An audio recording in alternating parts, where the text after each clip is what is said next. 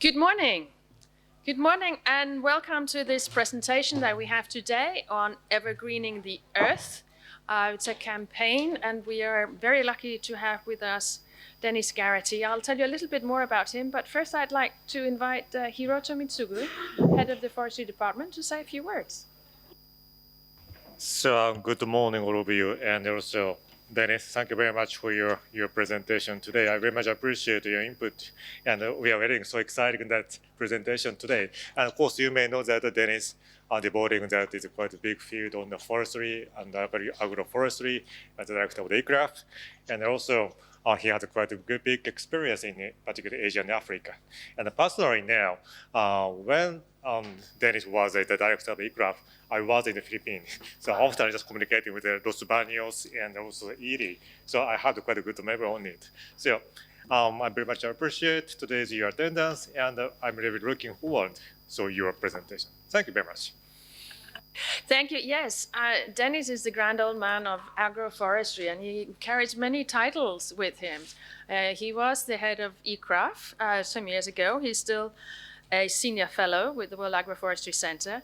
He's also the drylands ambassador for the UN Convention on Combating Desertification, a senior fellow at the World Resources Institute, a chair of the Global Evergreen Alliance, which is what we will talk about today, and chair of the Land Care International.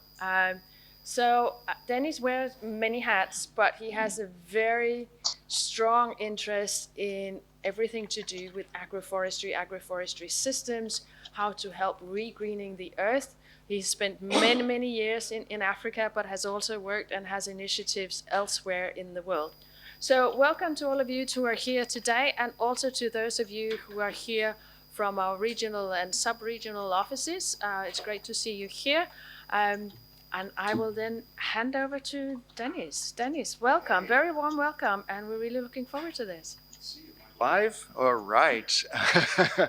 Well, Mitty, I'm so overwhelmed that you were at short notice gathering together so many colleagues, so much opportunity to meet folks that I know and don't know, and to develop a relationship which I hope will carry us forward, because I'd like to excite you and inspire you about some developments that I think are of extremely interesting significance to FAO's programs in the future, and have been discussed at the Drylands meeting that we've just had over the last couple of days very constructively. So thank you, Mitty. I'm just amazed you were able to organize this so well, and thank you, Director. We're going to have a chance to catch up on the Philippines later, I'm sure. Just to say that there's a whole team that's been working on this to organize it at very short notice, and I wanted to thank them as well. And also just to mention one thing, Dennis, because we met at a meeting on the Sahel some months ago as well. So I have seen the presentation that Dennis is going to make, so I'm going to sneak out at some point because I have a lot of other meetings today.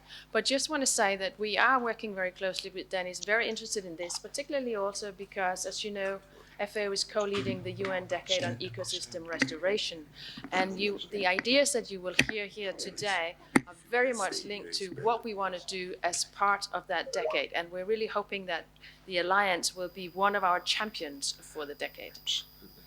So Dennis, I think now it works, and we can hand over to you. Well, great. I was going to jump up and run around, but I've been told that I can't do that. I have to sit here and be calm and speak into this mic. So I'll try to do that.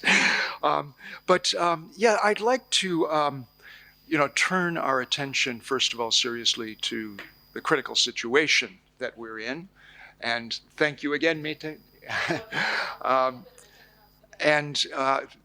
I believe that we're all, plenty aware of the climate emergency that we're dealing with, and the significance of the impact of the work that needs to be done in climate-nature solutions in order to address it. And in fact, we realize that climate crisis and forest restoration are joined at the hip. And that the global population is now realizing this. Since over the last year, the entire global citizenry has become aware of the obvious importance and opportunities for restoration to contribute to the eventual overcoming this problem. And I think people are expecting the guidance to be able to both see that we are doing things at the kind of scale that is required and that they can get involved in this. And so we're all trying to search for ways in which this can be done. And yesterday we talked about the land degradation neutrality, which a process that is now engaged with about 120 countries, setting targets for restoration that will have great significance in terms of their drawdown capacity. Well, I'm with the EverGreening Alliance, which is an alliance that includes now virtually every major known development NGO in the world, as well as all of the major conservation NGOs. We've been nurturing a process of coming together over the past 8 years to develop the trust and the common focus, the common mission that we are able to express through what is now called the EverGreening the Earth Campaign.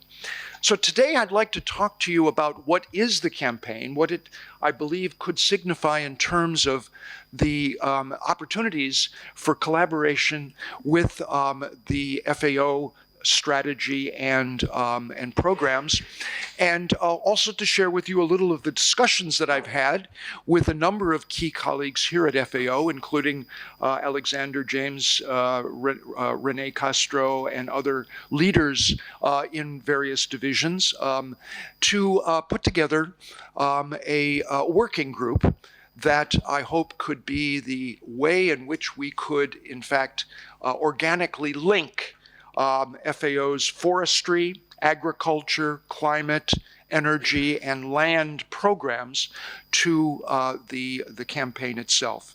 So, Nora, let's get started. What do you say? Yes. Okay, here we go.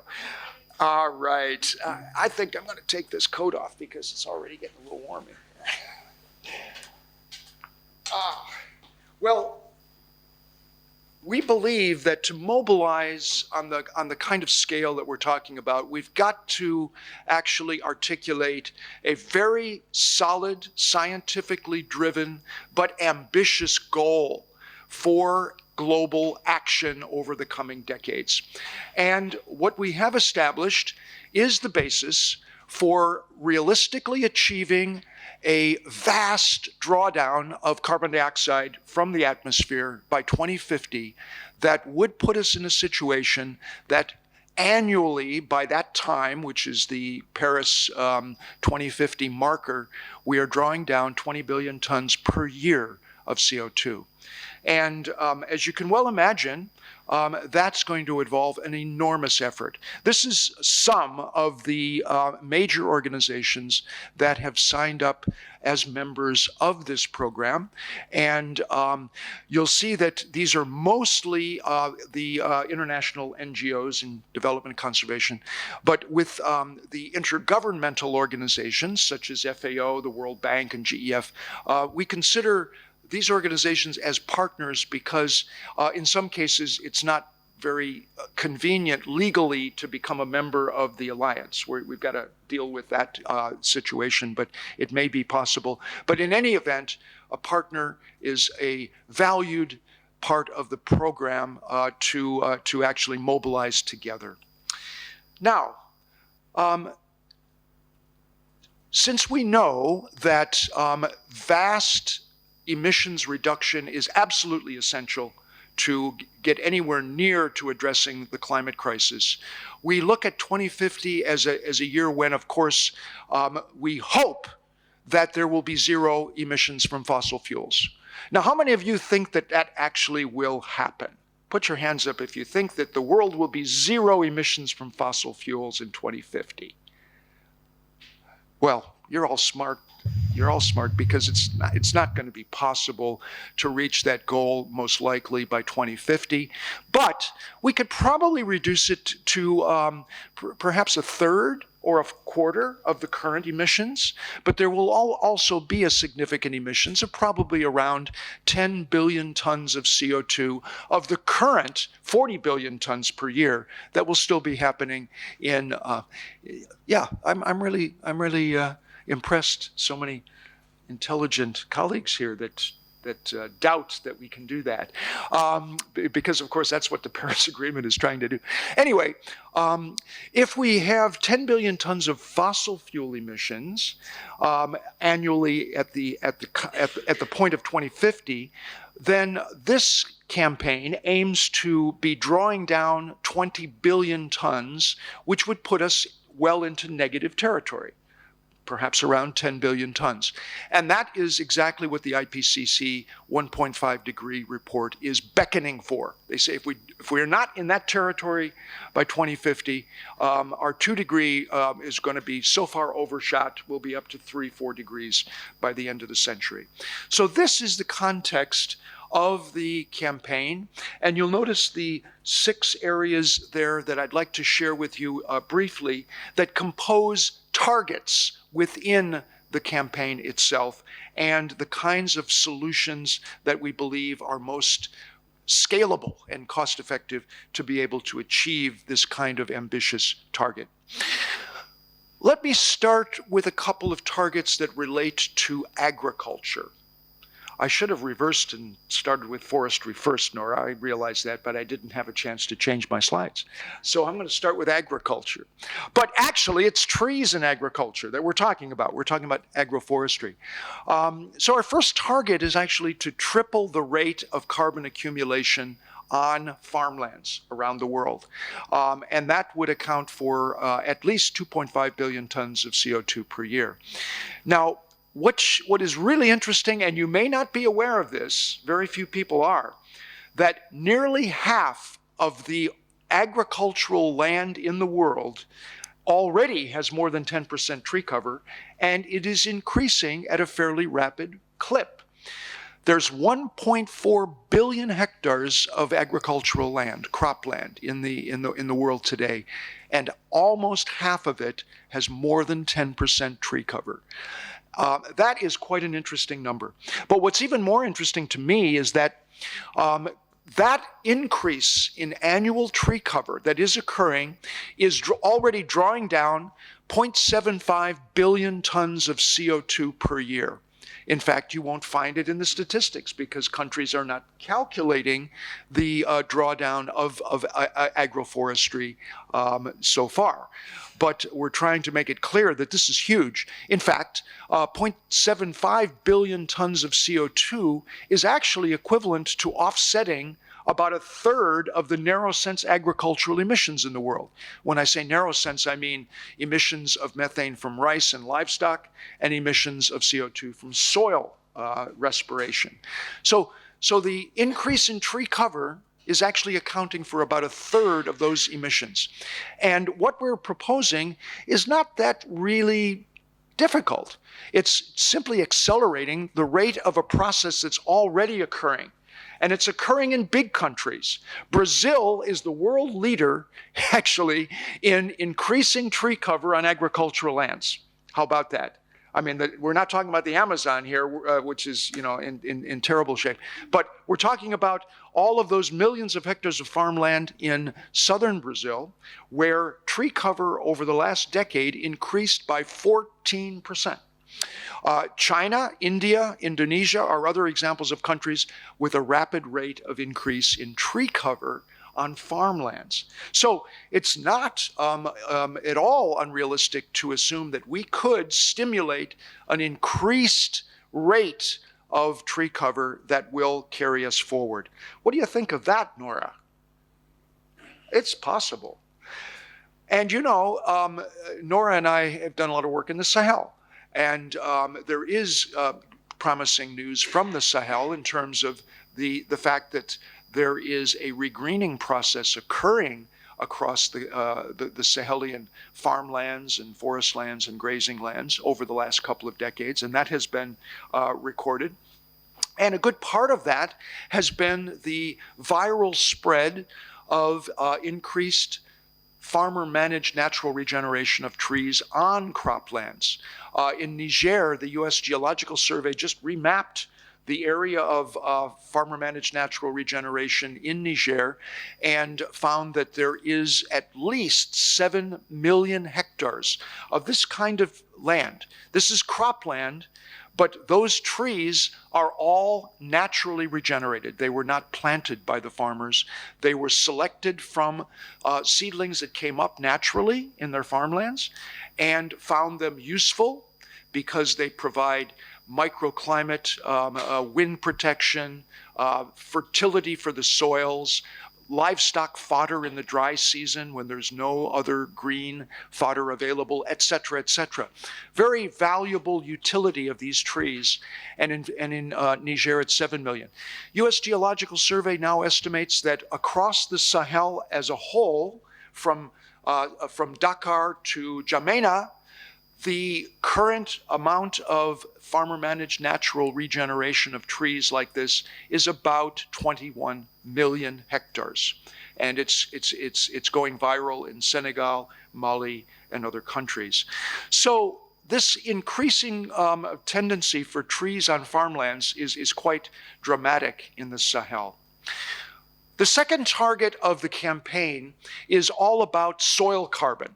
And you're all aware, I'm sure, of the progress that has been made in the development of conservation agriculture systems that reduce tillage, increase crop rotations, and improve soil carbon as a result. And you may have heard of the cot per meal program, the 4 per thousand program, spearheaded by the French government, that has set in place a target for increasing soil carbon. Well, conservation agriculture increases every year, and currently it's over 180 million hectares, and we would like to work together with agricultural communities to increase that by several hundred million more hectares by 2050. It's entirely possible to do that. And if so, we could also do a great advance by adding more trees into conservation agriculture systems, in which case we could further increase carbon drawdown.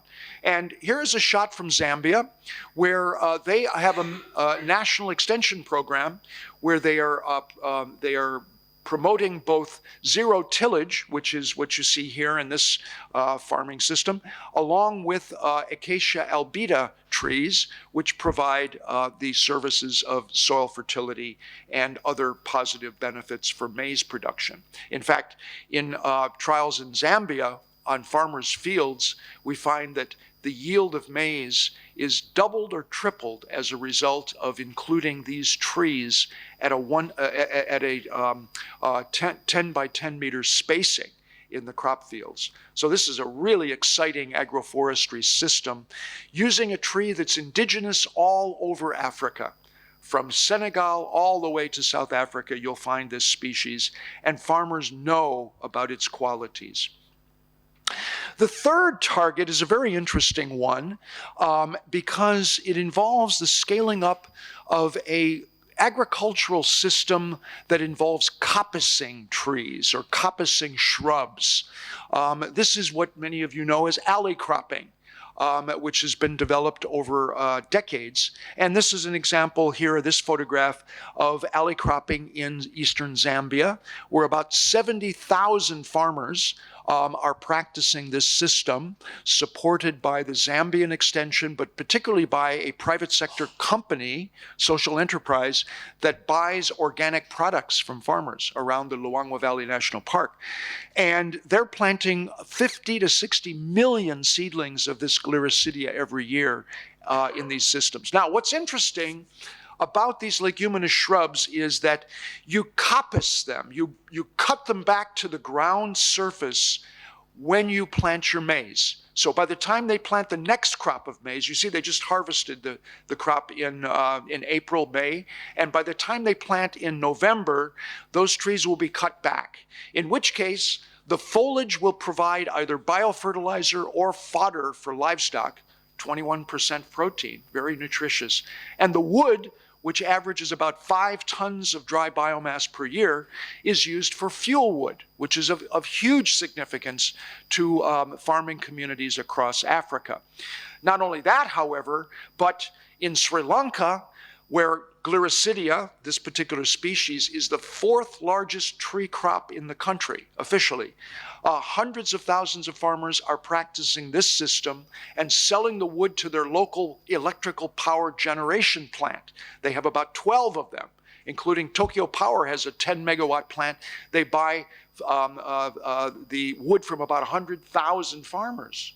So we're extending the system to Africa, and pilot plants are underway in Kenya, Zambia, and also in Ghana to actually be able to absorb the surplus of these leguminous shrubs.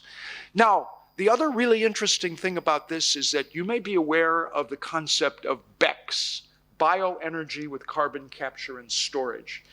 The IPCC has shown that without growing hundreds of millions of hectares of additional trees to produce the wood which would be burned in power plants and capture the carbon dioxide from the effluent of those power plants, we cannot draw down enough CO2 to avoid overshoot.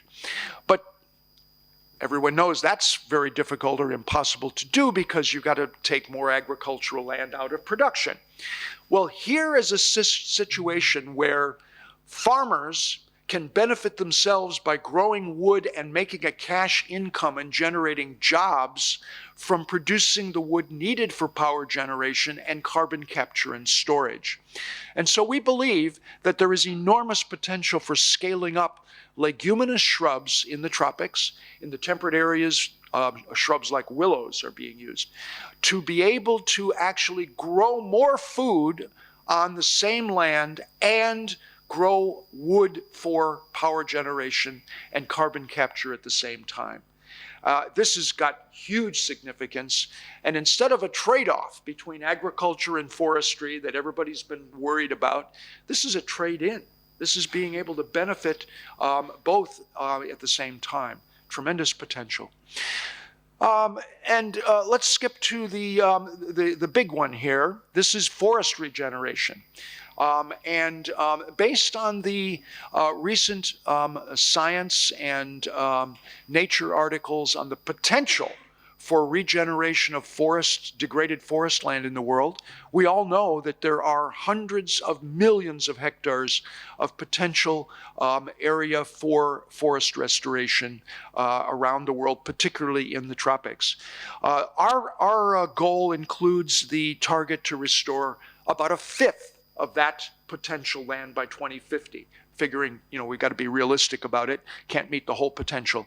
But one of the key things about the EverGreening Alliance is actually focusing on the most scalable and cost-effective ways of doing this. Because if you're going to reach 575 million hectares, you're not going to do it with Cadillac models of restoration, or Lexus models, I should say. You've got to use methods that are very, very cheap, and they're scalable, and they have evidence that they've worked on very large areas. And indeed, that's why we tend to focus on the potential for assisted natural regeneration. Now, some of the more mature colleagues in the room will know Patrick Durst, a wonderful friend who has worked for 30 years in Southeast Asia, sponsoring, promoting, building capacity to develop assisted natural regeneration in that particular region. But there needs to be more emphasis in Africa and Latin America and other regions as well because of the enormous potential and very inexpensive solution that it presents to us. And this is all about mobilizing communities to see their forest lands in a new way, in a way that can benefit them more effectively. Now, we know that Ethiopia, for example, has made quite a major program of success in doing this. They call these watershed closures, and they use assisted natural regeneration in these watersheds across millions of hectares to regenerate vegetation, whereas it had been entirely degraded by overgrazing, wood collection, charcoal making, etc. And so the closure movement in Ethiopia is a great example of a way of using assisted natural regeneration that fits within the context of a particular country. But Tanzania has also been very successful in using the same principle and adapting it to the northwestern region of the country, Shinyanga, where about 500,000 hectares have been restored into village and community forest lands for the use of the villagers for grazing, as well as the other timber and non-timber forest products. So Tanzania and Ethiopia provide excellent examples for adaptation to other countries in assisted natural regeneration. We hope we can inspire many other countries to see the great value and the low cost of this practice for regenerating hundreds of millions of hectares and drawing down very large amounts of carbon in the process. And finally, the sixth target of the campaign focuses on rangelands and grasslands.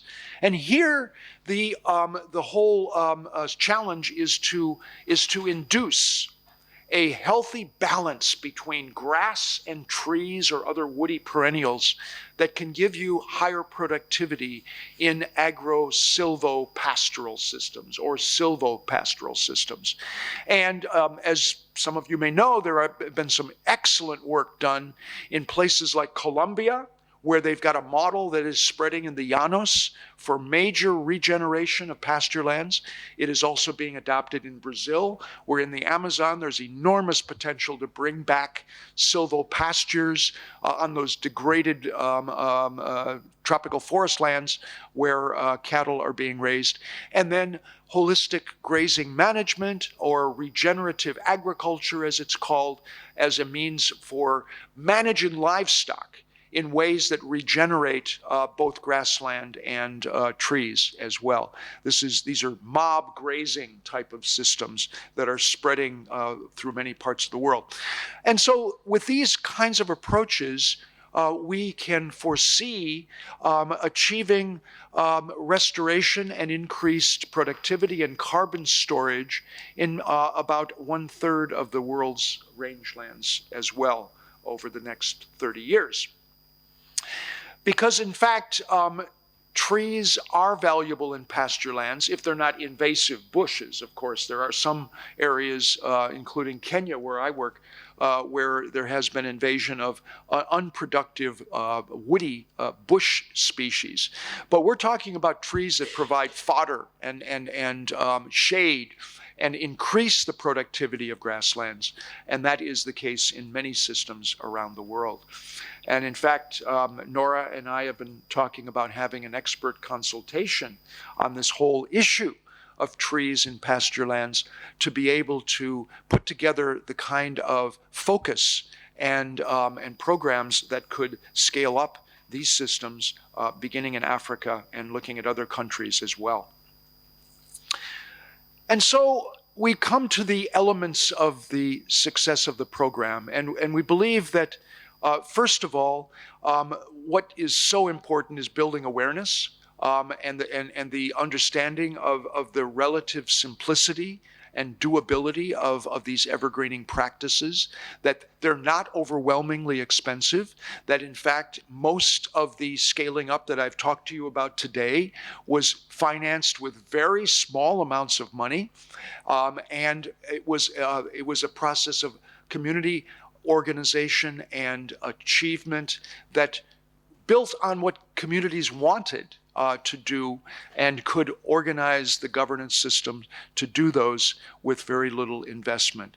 And that is the key thing to, I think, achieving the inspiration that it's not going to require trillions and trillions of dollars to actually restore hundreds of millions of hectares, but it requires the social capital and the organization to be able to stimulate people on the ground to do what has been done in many areas already. So achieving this future will require action by not only us technical people, but by everyone. And we're trying to figure out a way of building that momentum, the confidence that people can get engaged. Any citizen can get engaged in doing this. And as you know, this is developing quite a momentum. We're just out of Davos last week, where there was a World Economic Forum announcement that the forum is going to sponsor a 1 trillion tree campaign, and will be financing much more of this. 750 companies have declared that they will be going carbon or emissions neutral by 2030. So they will be investing much more in carbon finance. So the carbon finance market is coming up as well. And so if we can invest this money effectively in programs that have high impact per hectare cost, we can retain that confidence in these investments. Setting targets, I tend to believe that done well, a target is a very, very important device for galvanizing diverse people in a common objective. In fact, I don't know how you do it otherwise. Of course, the target needs to be realistic, believable, achievable, but yet stretched, and stretches people's imagination to reach it. And right now, one of the things we're talking with some FAO colleagues about is how we could work together to cascade the global targets that I've shared with you today to the national and subnational levels. And one of the devices we talked about in the conference yesterday on sustainable dryland systems or landscapes was to use the LDN, the land degradation neutrality targets, because 120 countries are working on developing those as a means of doing that. But we'll have to translate those into what is the carbon drawdown potential of those as well. And so we're really looking to explore with you all ways in which your programs, your efforts may in fact come together on the agroforestry side, on the forest restoration side with the FAO program on forest landscape restoration, on the drylands forestry areas. Mete announced yesterday they're going to put, the forestry division is going to put a lot more effort into the agro-silvopastoral working group, which is great. I want to talk with you about that. Dryland. Forest and agro-silvopastoral working group under COFO, the Committee on Forestry. Yeah, that, and apparently we'll revitalize that, perhaps with your leadership, Nora, and that could be an enormous one as well to take this forward. So there are a number of ways in which we could actually make these linkages. One of the things I wanted to propose today, and I talked with Rene Castro and Alexander yesterday about this, is the possibility of developing a working group across FAO, which would include representation from the Division of Forestry, Agriculture, Climate, Land, and the Energy group. And because all of them are really embedded into this campaign. And I thought that if we could identify a focal person from each division, that we could then proceed to looking at and analyzing the unique ways in which FAO's convening power, investment power, implementation power could be a vehicle for working together to achieve our common goals. And so that's something I hope we could talk a little bit about as well today. Well, with that, I'd like to close and thank you all very much for joining. And let's see, I think there is, this is a map of the countries where programs of the Alliance are going on currently in Africa. And there is this website, evergreening.org. And I'll leave some cards here if any of you would like to contact me about further discussions. As Nora knows, I love to do Skypes, right?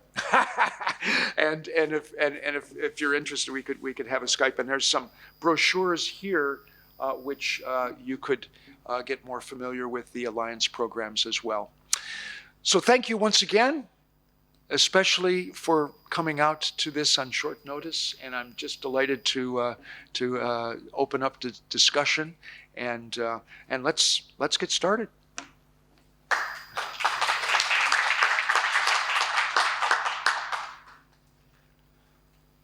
Yes, thank you, Dennis.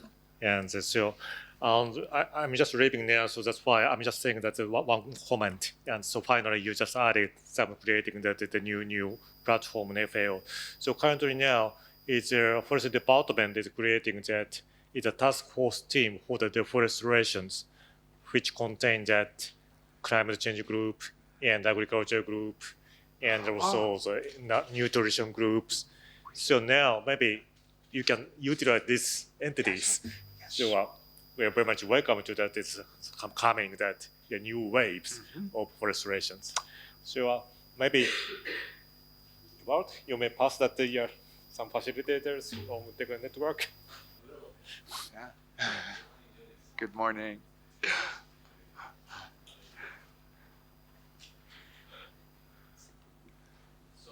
I had a conflicting appointment that I couldn't shift from outside FAO. But I heard you were in good hands with the Mette opening the event and with the ADG being present. I have followed your presentation on PowerPoint, and I saw a few hands go up in terms of questions and comments. Maybe we continue with those as they all have fresh ideas given your presentation. Sophia and then Magnus, please go ahead. Yeah, actually, you can hear well. I'm given my location here next to you, but just for the general audience here, I wanted to ask, actually, this is a very exciting initiative and very promising and uplifting, given other presentations we always see about all the challenges. So, I just wanted to ask a couple of questions. One is on the restoration initiative on private lands. We've been reading a fair number of studies how people are not very incentivized to grow trees for various reasons. Ben actually can also speak about that a little bit more in the India context. But so it'll be interesting, I think, to see references of studies where you are suggesting that in many countries, people are actually planting more trees on farms. Secondly, on other lands which are outside of private lands, I'm curious about how social capital is affected without the tenure security. Because in many countries that we're working in, rights are not formalized to communal lands.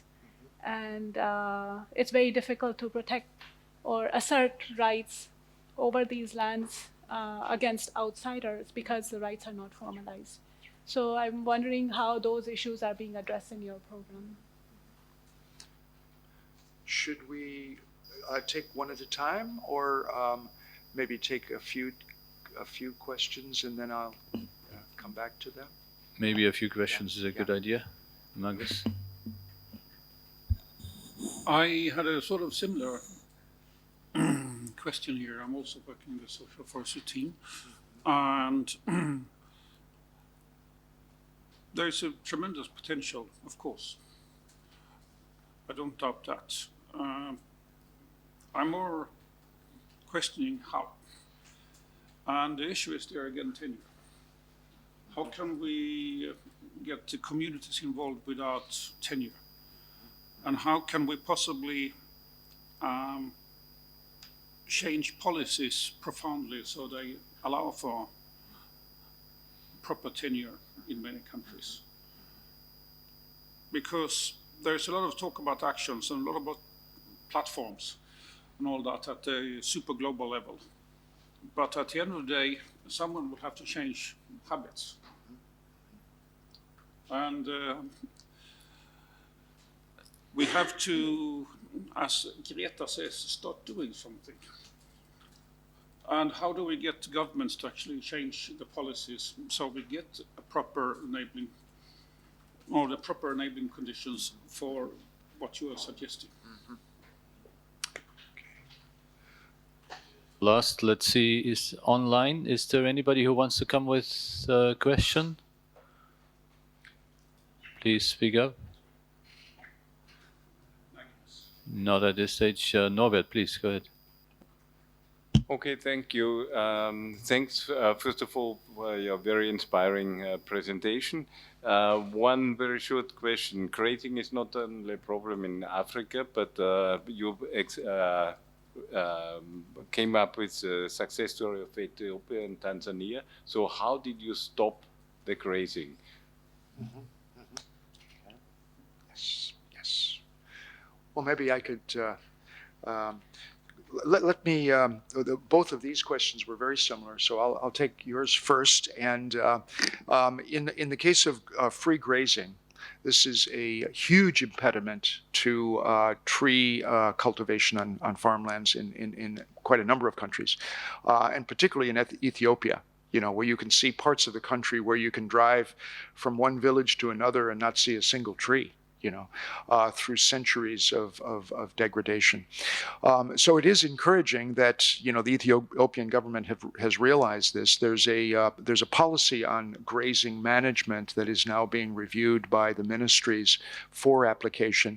But there are at the local level, through these closure programs, now many examples across some millions of hectares of how communities have been mobilized to do this.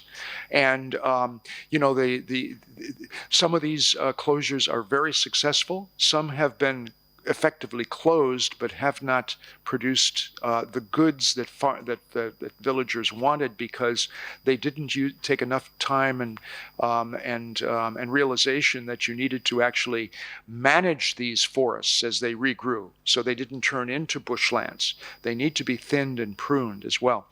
But the key thing there for grazing management is national and local policies and regulations that enable not to avoid free grazing completely, but to rotate free grazing across years so that when young trees are being established in a portion of the village, that you can keep animals out for a couple of years to be able to get trees established.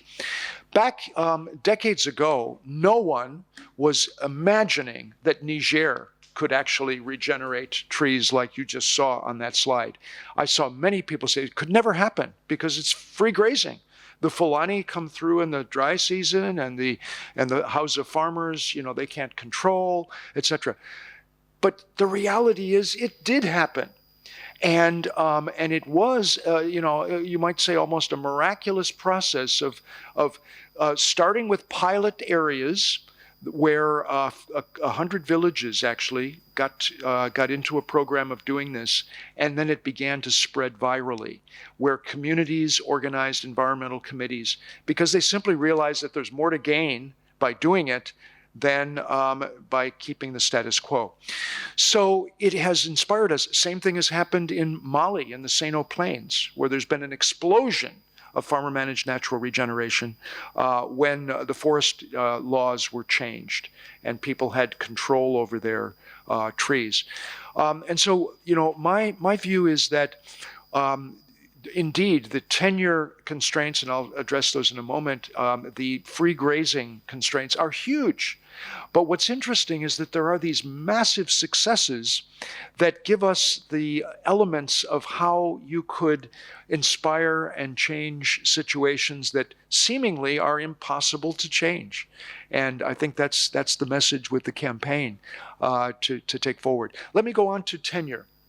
You both addressed the enormous barriers and difficulties due to, and here we start to talk about the community level mobilization. When you're dealing with assisted natural regeneration, this is community grazing and forest lands that are the problem.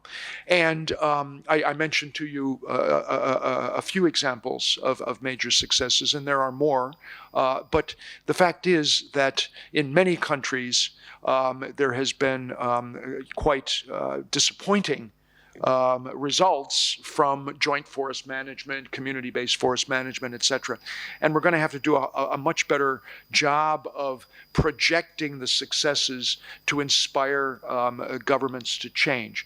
How can we make it happen? Well, I do think that one of our levers now are the global commitments that governments are making to restoration through land degradation neutrality, to the Paris Agreement and their NDCs and other things, which tend to drive these processes. For example, in Ethiopia, since the Prime Minister is the champion of the 4 billion trees per year program that, partially won him the Nobel Prize a few months ago.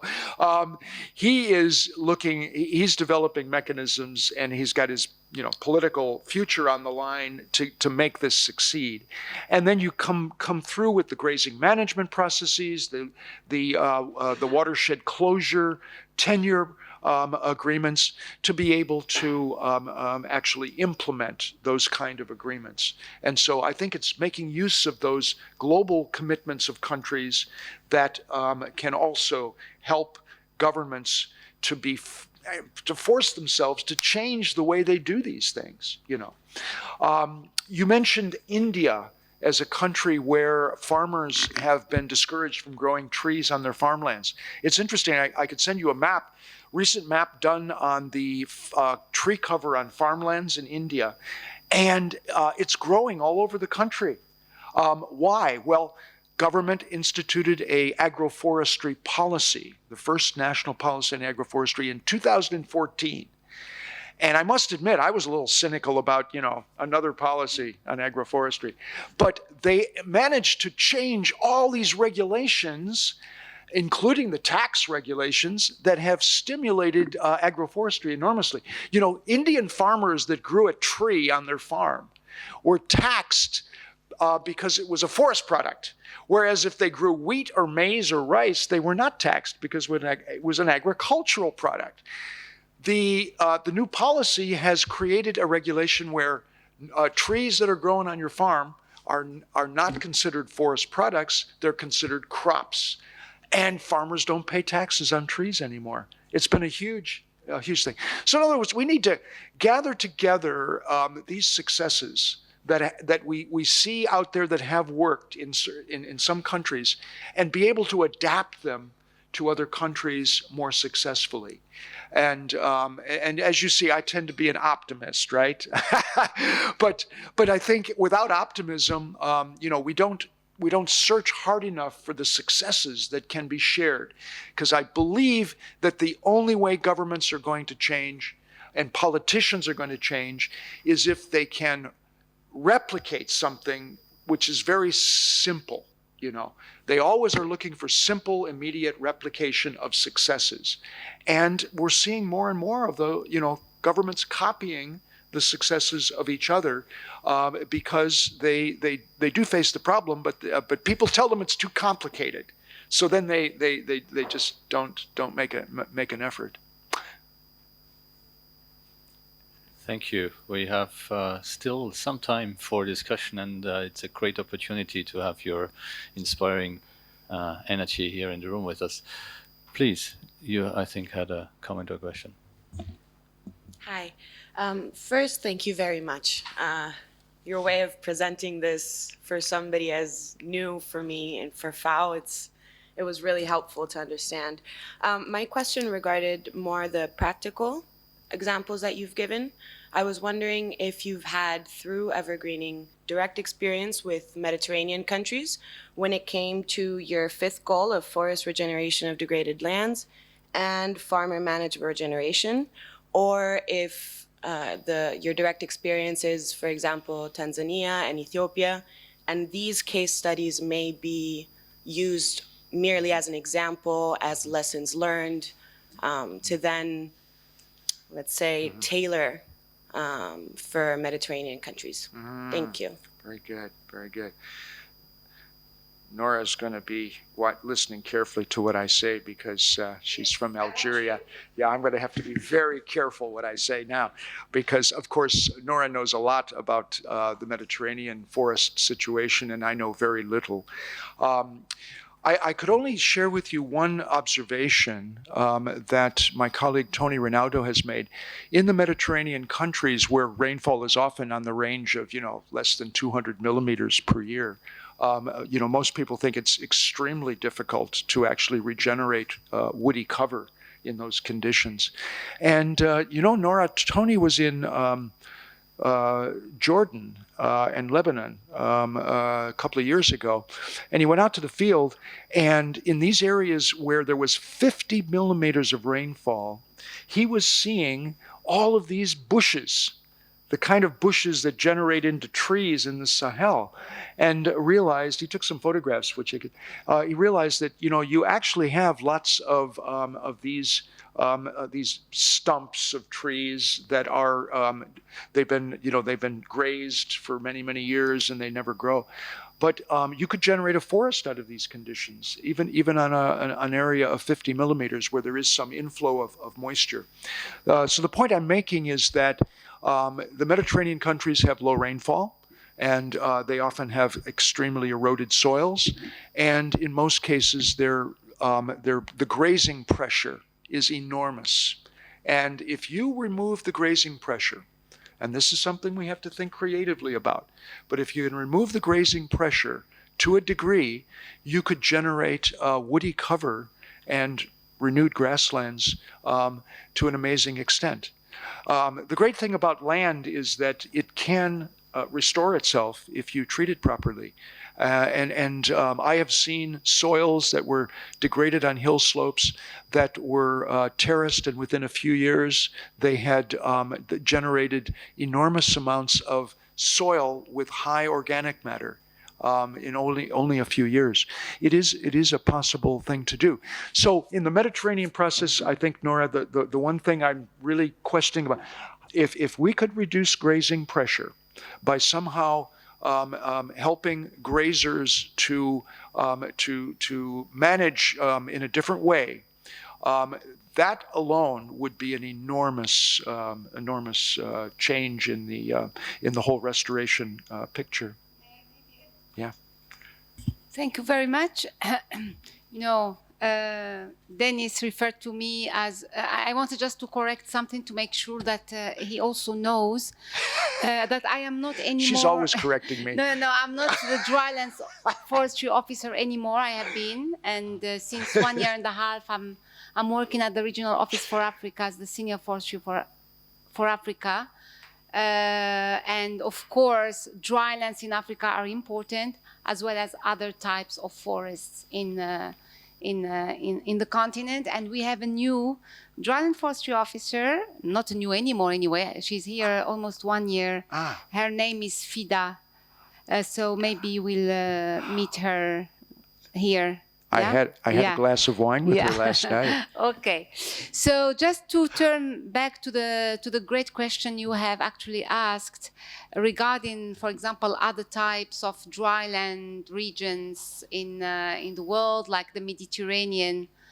For instance, there are very good examples already, for managing dryland landscapes in the Mediterranean. For example, looking at what is going on in Portugal and Spain, the Montados in Portugal and the Dehesas in Spain, which are really agro-silvopastoral systems. You have the tree, very well and tree which are really adapted species, like holm oak, cork oak species that are native to these areas, integrated to pasture as well as to agriculture crops.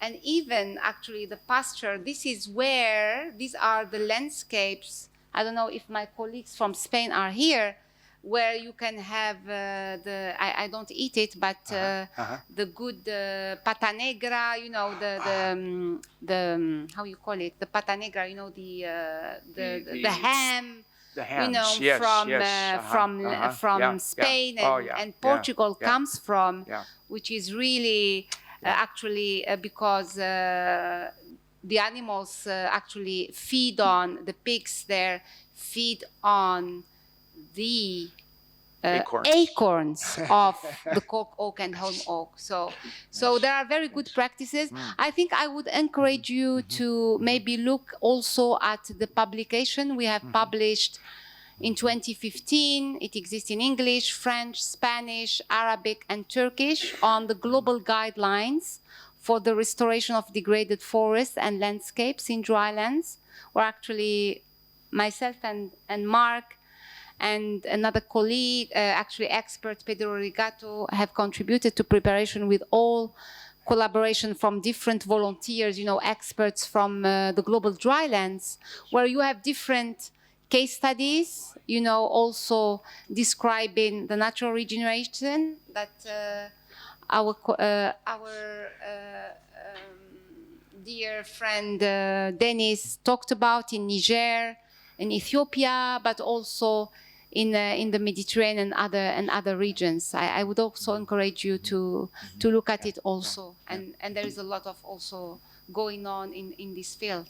But I think it's important to have this link, and that's why actually FAO. Sorry if I am taking long, but that's why FAO. It was in when 2017 or the COFO, where the Committee on Forestry 2016, actually the Committee on Forestry has decided to the establishment of this working group on dryland forests and agro-silvopastoral systems, that including all the different experts from the different countries and regions in the drylands, and which is now, you know, the Secretariat is led by our colleague Fida, based here in Rome, and there is a, you know, a bureau, you know, chair and so on. So I think this is really important to link to this, you know, work that you are doing, Dennis. Thank you very much. Can I check whether there is anybody from the Skype connections to come up with a question or comments to Dennis?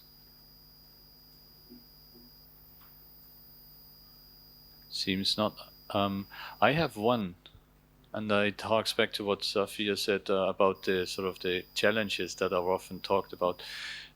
We met in this Forest Technical Network, which is a network of around 300 foresters from FAO, or ex-foresters from FAO across the globe, on the economics of ecosystem restoration, that focused on the issue of how much do we know about the costs and how much do we know about the benefits. And that was, we all left the room a little bit on the opposite scale of optimism, because we don't know that much about either the costs nor necessarily the benefits. But that is the key entry point to infect the farmers, very often elderly farmers or female farmers nowadays, with the optimism that you are able to spread. So how are your how are you looking at collection of data on costs and benefits? How much do you think we know or would need to know?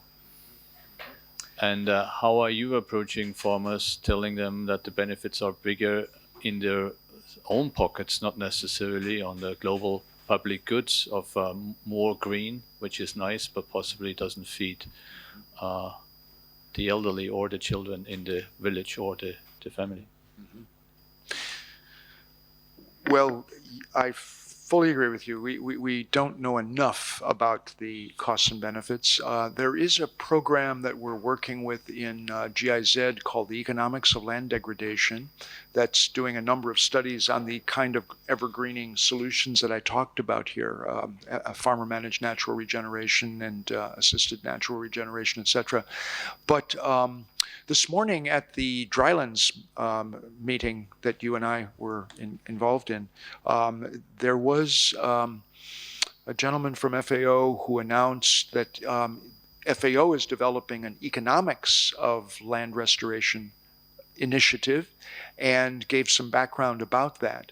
And I'm looking forward to working with him to identify some of the key practices and systems that we ought to develop these analyses on and provide some of the data that could be used for this, and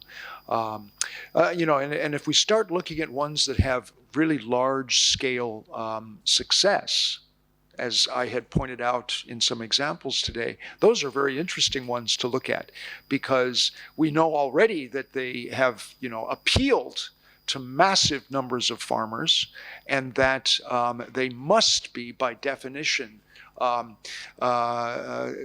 useful economically, or else they wouldn't have adopted them. We all realize that farmers make rational decisions based on their own self-interest.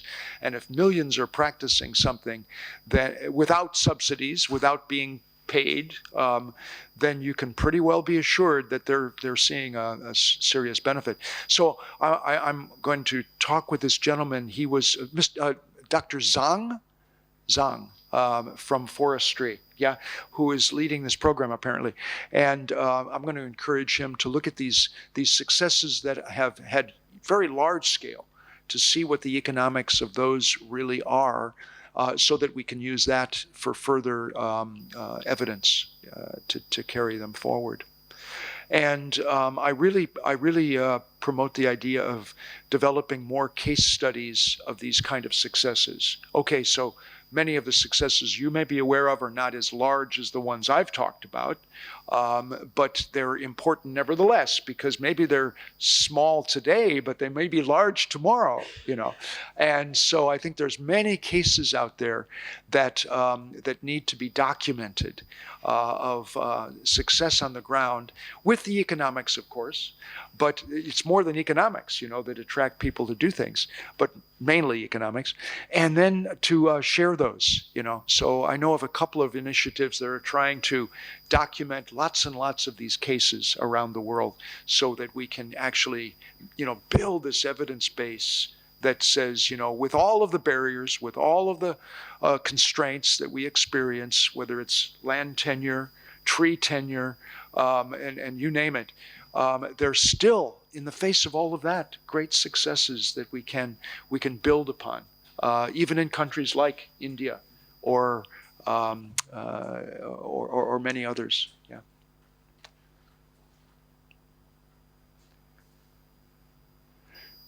Great. Thank you for that. Let me see whether there is a last taker. Ben, please.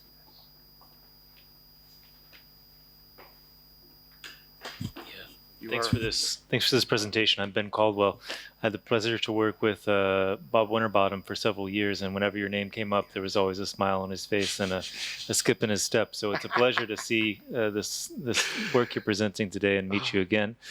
My question, and I would like to add, thank you very much for this, which I think is a nice way to remind us that we should be thinking about being enablers and not doers, to be coaches but not athletes. Still, when we are in rooms with donors and when we think about how we can make things happen, there's always the question, what are you going to do?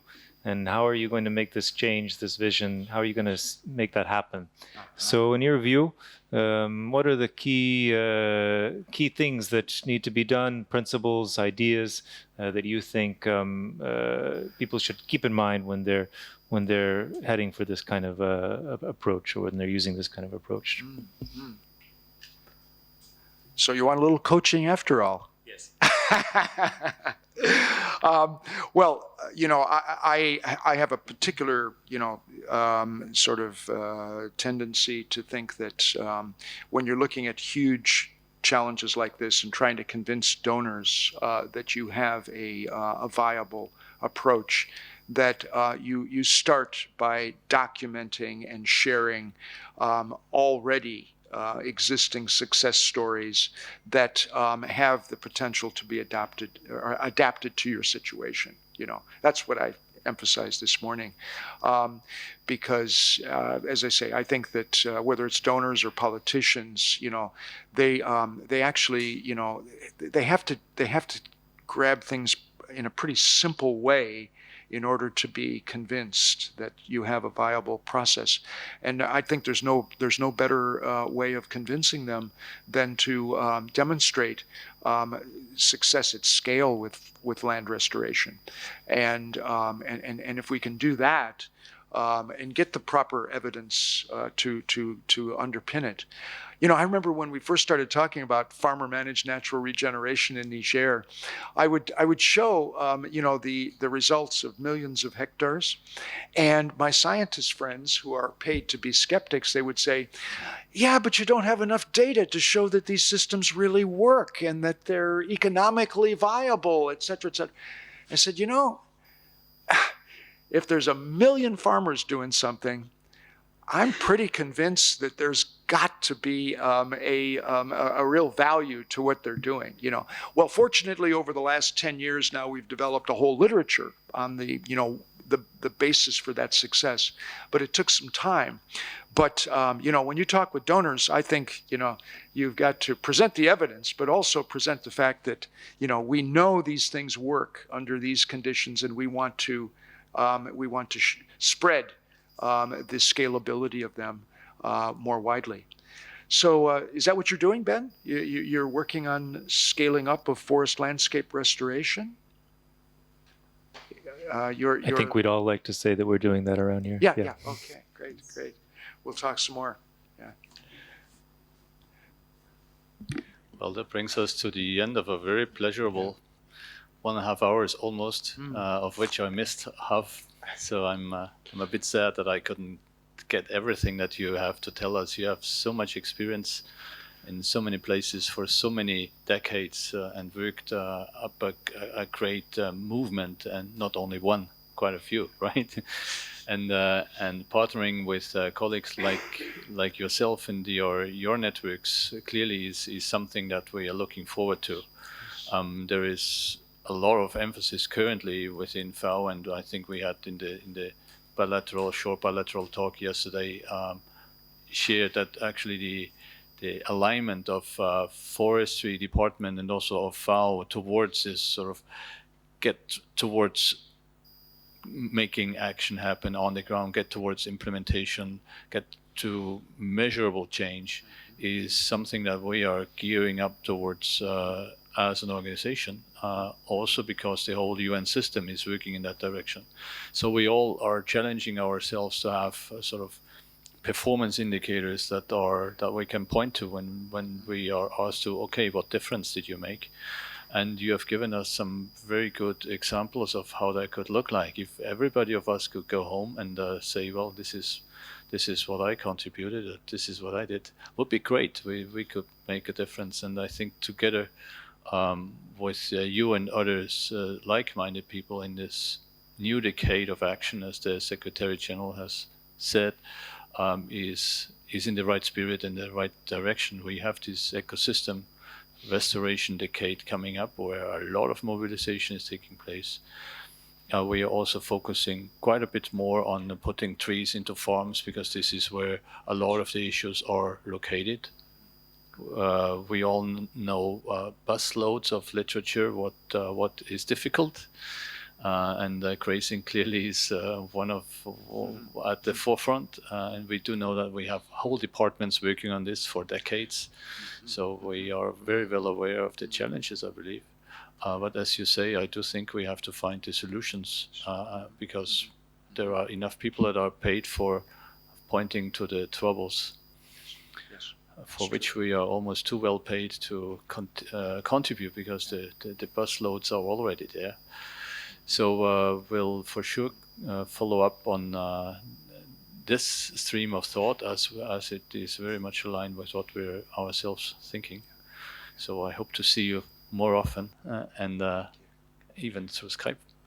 And I'm sure many of the people here in the room and others that have the opportunity to listen in would be equally interested in doing that, especially also on the agricultural side of the house, because this is a journey that we clearly have to and do want to go together.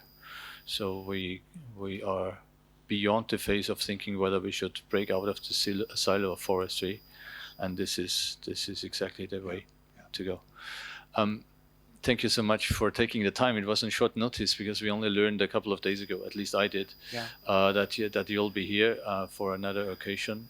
We try to take the opportunity whenever we can to spread the great insights and the experience and expertise of people like you. And I hope as many here as possible do take the advantage to connect bilaterally, also to follow up. Thank you once again. Thank you all. For all of it. Thank you. Onwards.